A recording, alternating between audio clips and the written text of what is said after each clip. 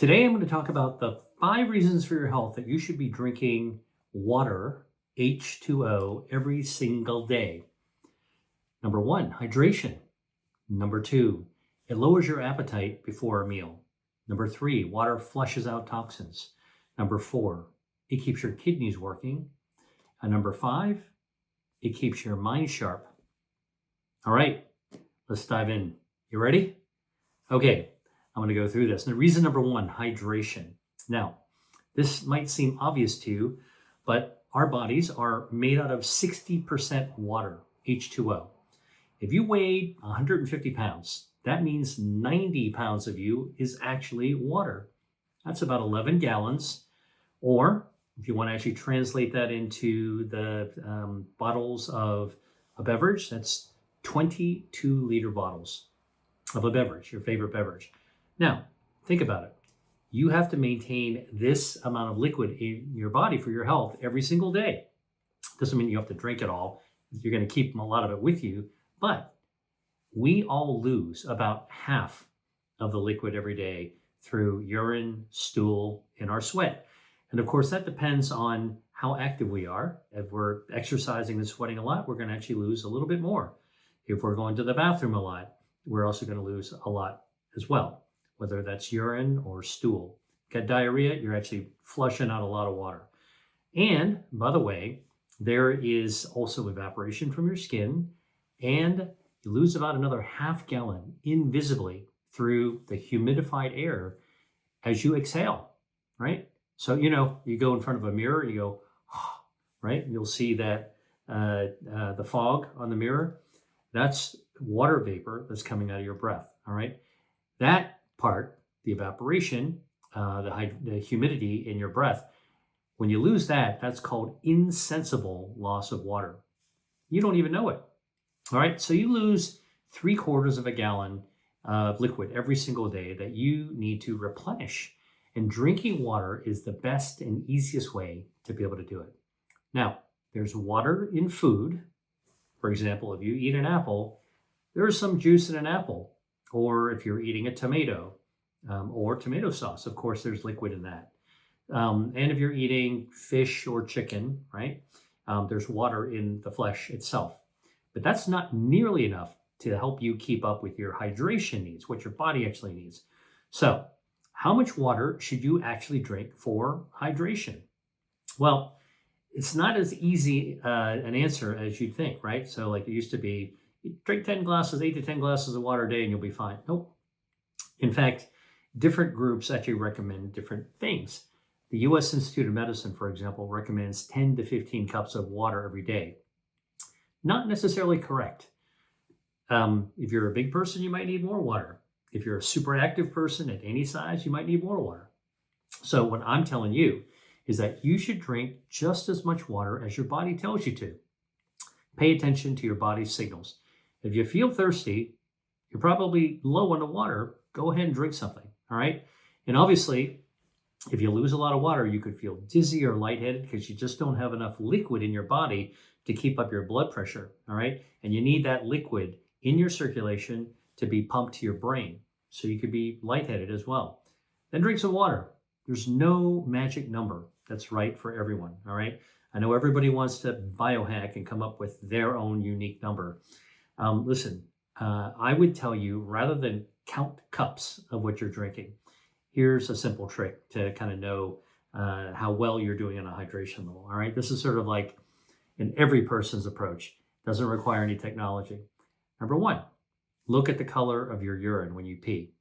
If it's clear, maybe a little yellow, you're probably well hydrated. If your urine is dark yellow or even kind of like brownish, all right, maybe a little orangey, you're definitely running behind on your fluids and it's time to drink some more water, right? So just looking at the toilet after you pee is kind of like a poor man's way, every person's way, easy way to check your own hydration, all right? Now, reason number two that drinking water should be done every day is that you might be surprised by this, by drinking water can actually help you lose weight. Here's how it works. When you drink water, it actually lowers your appetite before a meal. Here's how this works. Whenever you're drinking water, all right, here I have a little cup of water here. It's going down a hatch. And that water, if I kept on drinking it, would stretch out the walls of my stomach. Okay. And your stomach has these things called stretch receptors. So they're sensitive to how stretchy the wall is. And when they're activated, because your water's been stretching out the stomach wall, that stretch receptor in your stomach tells your brain that you've got food, something occupying your stomach. So your brain then goes, all right, well, probably eating. Let's slow down the appetite. All right. So when you drink water, your pace of eating and the amount that you're going to feel like eating will go down as well. Now, if you're consuming less calories, you're eating less, maybe eating more slowly, then that's going to help you lose weight. All right. And that's going to improve your metabolism. So another reason that you actually should drink water. Now, let me just tell you about that part of it though. Here's how you put this in action. This is what I would recommend. Before a meal, if you want to use water as kind of a lever to lose some weight, have a tall glass of water, just put it right in front of you. And before you eat, drink about half that glass of water. All right. Before you fork your food, drink about half that tall glass. And then when you eat, don't wolf your food. Eat it slowly. All right. First, drinking that half cup of water will stretch your stomach out. It'll signal to your brain that you've got stuff in your stomach, slow down your appetite. And then when you actually eat the food slowly, it actually is going to give your stomach, when it's actually getting food in it, time to be able to signal to your brain with a hormone called leptin that it's time to slow down the appetite because we've got food in it, right? So there's two different ways. One is tricking your body into thinking you actually have food, and the other one's actually having food, but it takes a little while for your stomach to signal your brain. So that's why never wolf your food. Now, I know a lot of people are used to eating super fast. Think about those healthiest cultures in the world, the traditional Mediterranean diet and also the traditional Asian diet. People are eating together. They're taking their time to eat. They're eating with, they're talking. They're savoring their meal. That's actually the best way to actually control your appetite. All right. It gives time for your stomach to signal your brain. Reason number 3 that you should drink water every day. Water helps flush toxins. Now, let me explain to you. Whenever you drink water, it goes into your gut. All right. I'm going to do it right now. Goes right down. Water absorbed from the gut, okay, from your stomach and your intestines right into your bloodstream. And once it's in your bloodstream, right, you've got more liquid in your bloodstream, you've got more blood volume in your bloodstream. That fluid has got to get filtered. Now, the filtering takes place in 2 locations. The first location is an organ. It gets filtered in your liver. Your liver actually is your body's detox organ. So the water gets filtered right out of there, okay? Anything that you flush through that water into your liver is going to get filtered, all right? So you're actually pushing more liquid right through your detox system when you drink water. And the second place that water gets filtered is in your kidneys. Now, your kidney, which is in the shape of like a kidney bean, all right, located in your back, lower back, all right, on both sides of your spine. These are the filtering mechanisms of your body. You have a swimming pool that has a filter in it.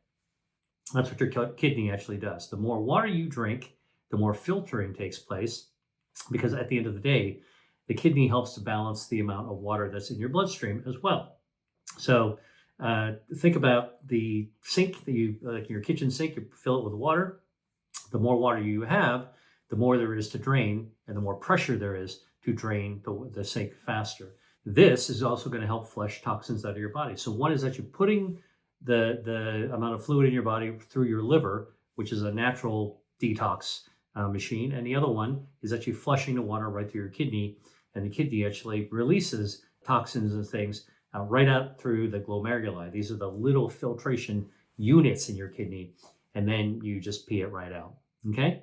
Reason number 4 you should drink water every day is that it keeps your kidneys working in good shape. Now, as I just explained, water that you drink helps flush your kidney, and the kidney needs to be constantly flushed in order to be able to stay in shape. I don't know if you have a bathroom in a house, maybe that doesn't get used very often, or maybe an extra house you have somewhere, a vacation home or something, or an apartment building. If you don't flush that toilet, eventually the plumbing is going to get rusty, it's going to get flaky and crusty and dry out. And then eventually the plumbing is not going to be working well. Same deal with your kidney. Your kidney needs to be constantly flushed in order to stay in good shape. Use it or lose it, basically. And plus, your kidney does not like to be dried out. So that's why dehydration is really bad. If you got stuck in a desert someplace and had no water, all right, and you crawled around, in addition to actually being parched and drying your blood volume out and your brain out, eventually your kidneys would fail as well. So drinking enough water replenishes your body with liquid, and then your body will flush that water out through your kidneys, and you keep your kidney in good shape by, frankly, giving them a workout. So think about your kidney as part of the plumbing system. In order for your plumbing to work well, it needs to have liquid water running through it in order for the pipes to stay clean, for the pipes to stay intact. So basically, you're just taking a shower every day, flushing the toilet, running the sink. That's what's happening to your kidneys. Is you're using and exercising the flushing capacity. All right.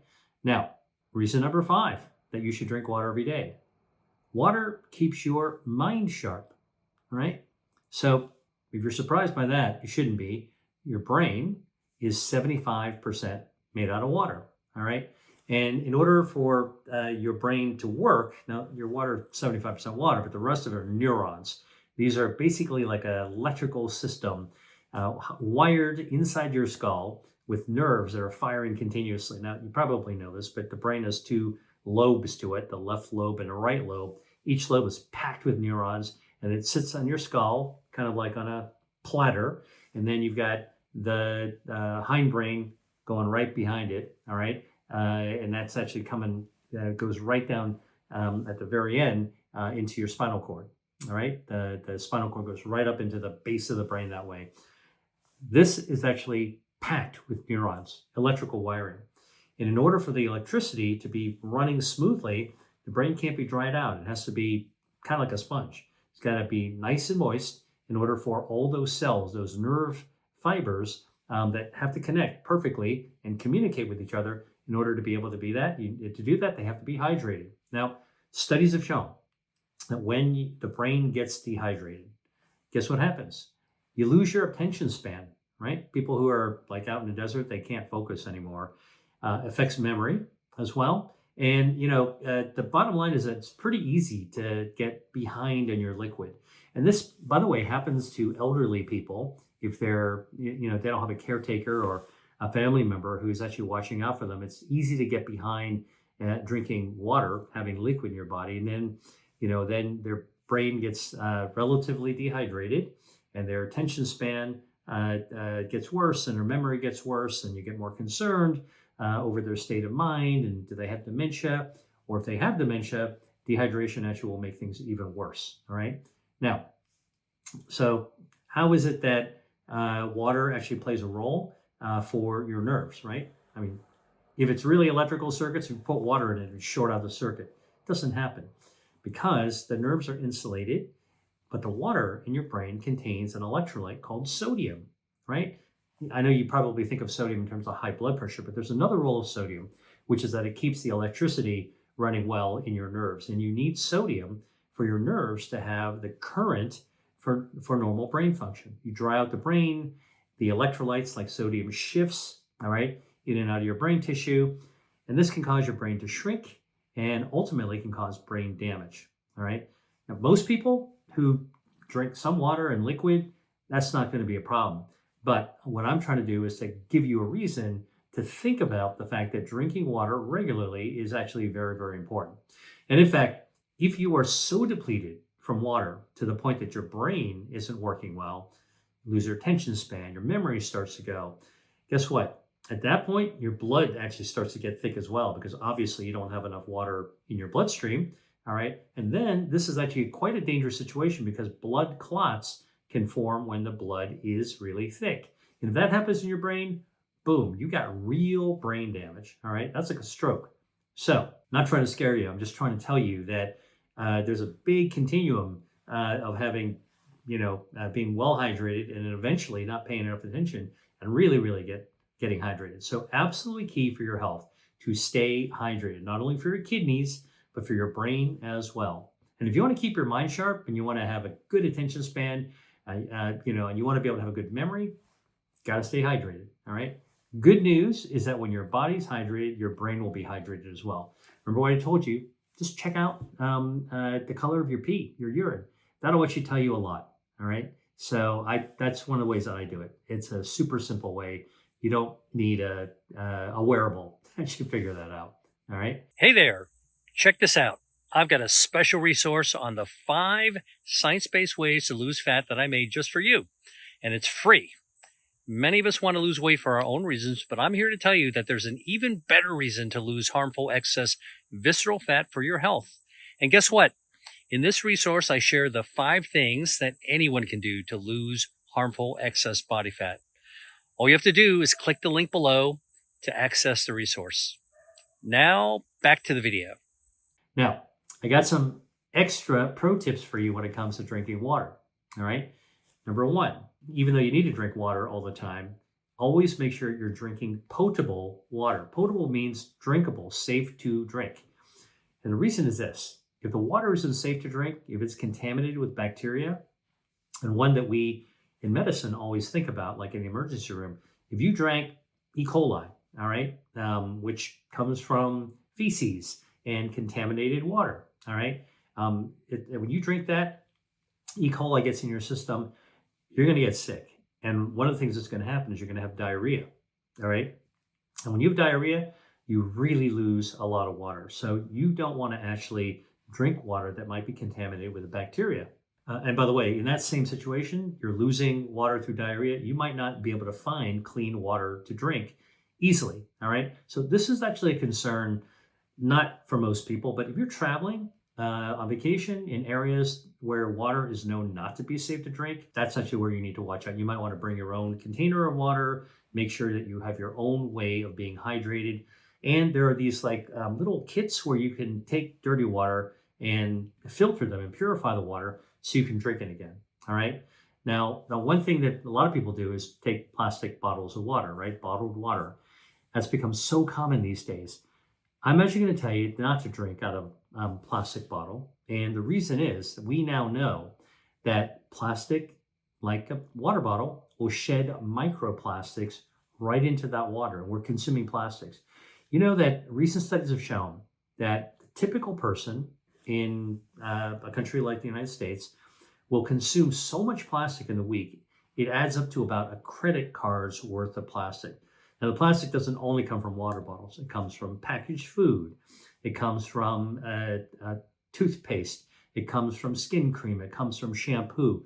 All these things, wind up getting little bits into our body. So we're actually consuming a lot. It used to be that we didn't think that was going to be a problem, or at least we didn't know that it was a problem. Recent studies have now shown that microplastics that we eat can be found in our blood. It can get into our brain. No doubt about it, plastic in your brain is not good for you. In fact, there was a study that actually showed you can measure, like on a scale, the amount of plastic that someone has by comparing the weight of a brain on a scale from somebody who didn't consume a lot of plastic versus somebody who consumed a lot of plastic. It tips the scale, which is clearly not good. We've also found microplastics in our, not only in the bloodstream, but in our blood vessels. And specifically blood vessels that get narrowing and they get clogged, right? Cholesterol, lipids. This is cardiovascular disease. The plastic can get embedded into those clogged walls as well. And in fact, one study actually showed that if people had plastic stuck into these plaques inside the blood vessels, their chances of having a fatal heart attack was 4 times higher, or heart attack or stroke, if they have it compared to people who didn't have the plastic embedded. Do we understand exactly what the plastic is doing? Nope, it's a correlation, but that's enough for me not to want to actually drink water out of a plastic bottle. We've also found plastic in testicles. It's actually even found in semen. And get this, men, if you're listening to this, or women, if you want to actually share something with a guy, they actually even found microplastic studding the tissue of a penis. All right. So this is all coming from, all the plastic around us. So I'm encouraging you guys, everyone listening to this, to cut down or cut out the amount of plastic that you use that you eat from, plastic packaging, but especially water bottle. Because think about it, like this packed, how long it's been sitting there with the plastic leaching into the water. All right. Now, one more thing, and this might be the most important benefit of drinking water itself. You get to hydrate. Drinking water will help you swap out other things that you might drink as beverages. So this is not a pro tip exactly. It's a real common sense tip. Look, you might be thirsty. So what are you going to do? You're going to reach for a soda, right? No. Or juice, sugar sweetened juice. No, don't do that. If you drink water, you're going to be cutting out. You're going to be quenching your thirst, but not actually doing it with sugar sweetened beverage, whether it's soda or juice, and not a diet soda either. Now, regular soda, not good for your health. You probably heard me talk about this before, but typical can of soda has, regular soda has up to 9 teaspoons of added sugar in it, right? You came to my house and I wanted to offer you something to drink, and I gave you an empty cup and I put in 9 teaspoons of cane sugar. And I'm like, here, drink that. You're going to say, no way, that's disgusting. I'm not going to do it. And yet that's what's in a can of soda. So, right? So you don't want to be overloading your metabolism, having those extra empty calories in order to be able to quench your thirst, when a cup of water actually will do it just fine. All right. Now, the other thing about diet soda is because diet soda will contain artificial sweeteners, sucralose, aspartame, that kind of a thing. All right. And these artificial sweeteners have actually been shown now to damage and alter our gut microbiome. Our gut microbiome, healthy gut bacteria, very important for health. Our gut bacteria lowers inflammation, boosts our good, healthy immunity, helps us heal from the inside out. It right sizes and streamlines our metabolism, including our insulin sensitivity, how well our glucose gets absorbed into our body, into our muscles, and stored away in our fat. And a good gut microbiome, healthy microbiome, text messages our brain and helps to release social hormones that actually make us feel better and puts us in a better mood. So you don't want to be messing with that. All right. That's one of the reasons why artificial sweeteners really, in my mind, you should like really try to avoid those at all costs. So water, a much better choice than commercial fruit juice or sodas, regular or diet. So drink water to be healthy. I hope you learned something new from this video.